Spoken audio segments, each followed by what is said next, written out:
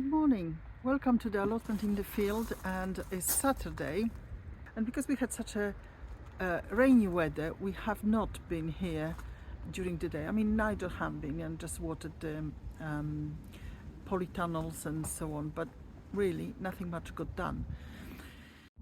So this is the bed where we had the tomatoes which were blighted, and I planted, these are mainly cauliflowers all year round, and I think 3 plants of rab here because they're quick growing.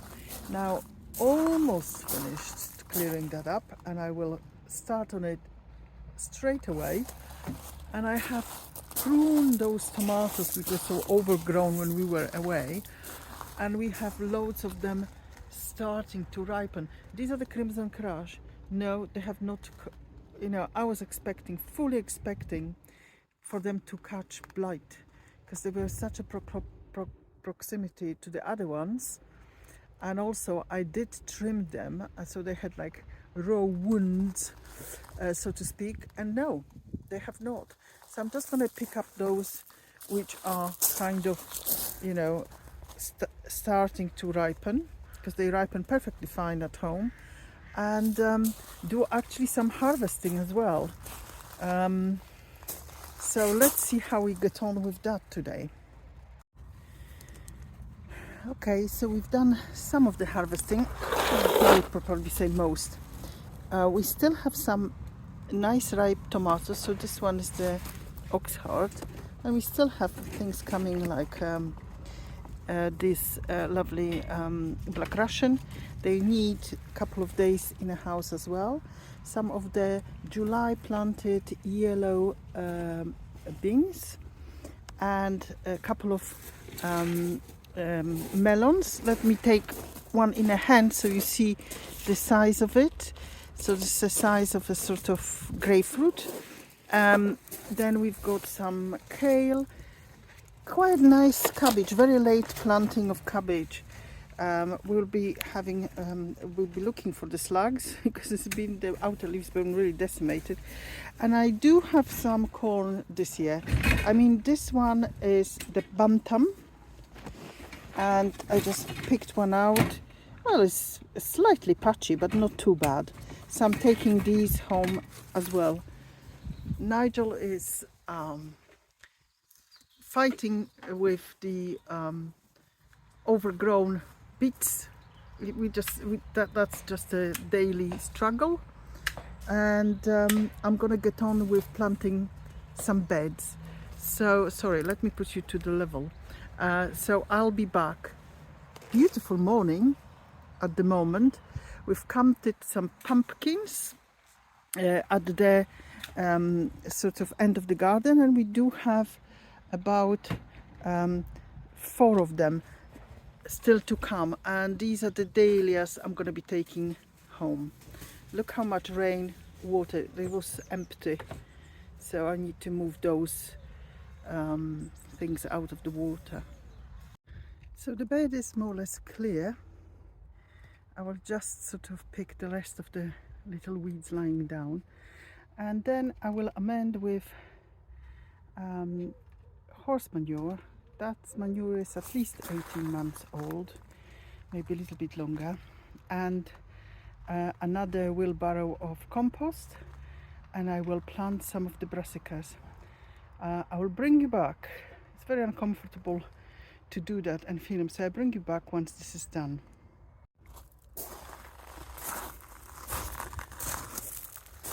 So that is now done, and what I have here is green compost just to cover that up, and also I have lovely seedlings of Nero di Toscana. Yeah, Nero di Toscana, which is like Cavallo Nero, similar thing.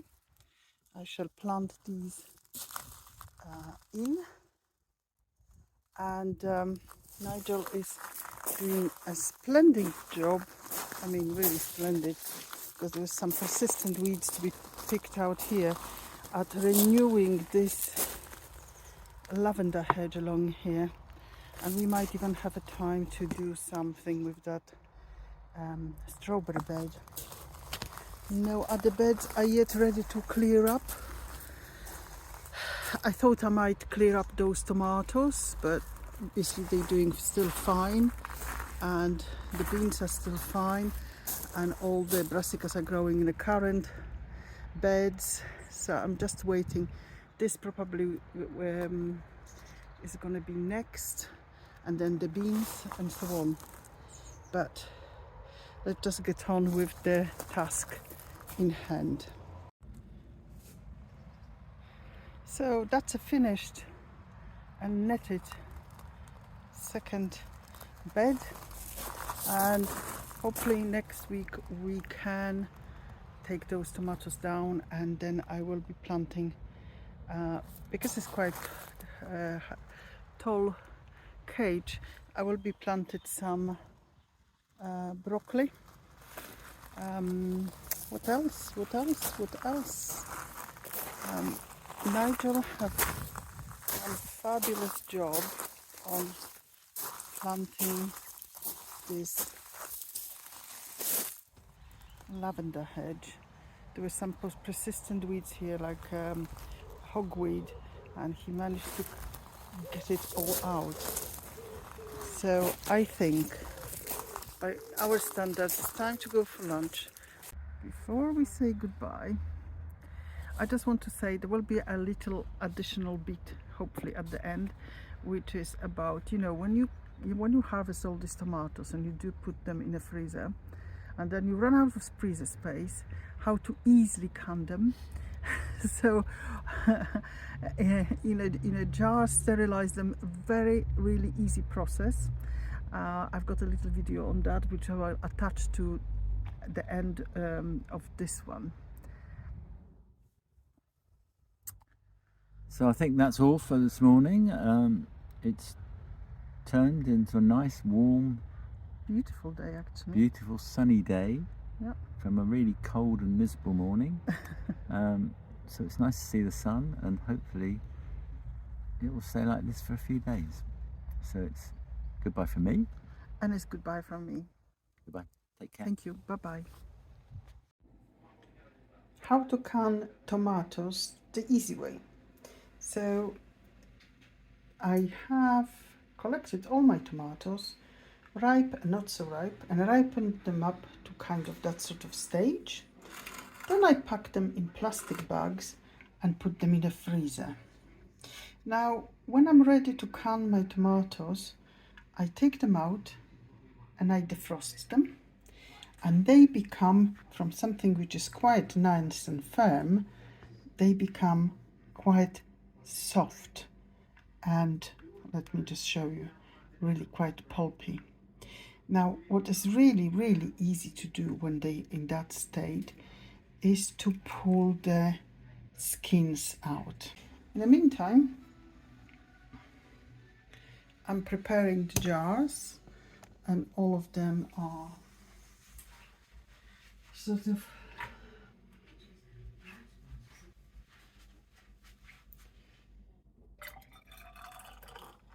I put boiling water after putting a little bit on the bottom to get them so they don't go from cold to hot and they don't break. Okay, let's just, normally they would stay for a while, but because we actually gonna be sterilizing the contents, I can just sort of swirl them around, and I've got a hot empty jar here. So let's go back to that. I mean, normally they'll be a little bit thawed better than this. Let me pick the next one. Well, this one came up very beautifully with the middle. Okay, and then if you tip it upside down, some excess juice will come out. Then you just peel. This one peels better, and I found that the more sort of ripe they are, actually, Usually they peel better, but that one was very ripe. Just don't get it. Okay, so we've got our tomato. And now we put that tomato in the jar. And we put the tomatoes in the jar till we fill that jar in. It really is difficult to say how many of these tomatoes will fill in, but it's quite few. Let me just show you finished product. So there's quite few of these tomatoes. But what I do next, I put them in an oven. I put them in an oven set to 160 degrees for about 20 minutes. And once they have sort of boiled a bit, I take them out, make sure that the covers are twisted properly, turn them upside down and let them chill. When they chill, what happens to the cover, it gets kind of indentation inwards, and that is the ready jar, which can stay quite a few months in your storage. So that's my quick way of doing. So there's no product placement here. That's a quick way of doing the tomatoes. I've not put any garlic, herbs, anything that can be added at any point. And well, this one has to wait. Actually, I left this one to collect some seeds. These are San Marzano tomatoes. That one hasn't got the top bit, so it won't be very easy to take the top off, but I could see it wasn't entirely ripened. Okay, if I do that now, it might come out. Yes, it comes out. All the bits we don't want in that jar are out. And just gently check if there is any excess water. No, can go straight into the jar. Okay, all right. Oh, there you go. Then just very gently pull out the skin. No need to boil them in the water or do anything like that. As I'm actually manipulating, the water is coming out from that middle, and that's it. That's a ready tomato, ready to be put in. So the jars go with very loosely tightened, with very loosely screwed tops, because if there is any liquid needs to escape, I will tighten them up after.